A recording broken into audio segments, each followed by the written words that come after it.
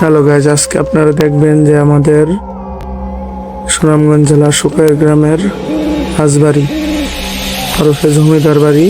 তো দেখতে অনেকটাই সুন্দর, কারণ আগের পুরানো। এটা হচ্ছে আমাদের জমিদার বাড়ির বড় জমিদারের প্রাসাদ। তো এই যে ওনার রুম ছিল, এটা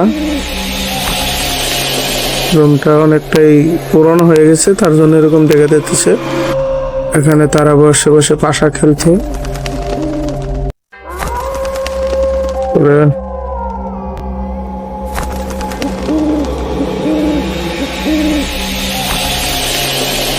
এটা হচ্ছে আমাদের ছোট জমিদারের বাড়ি।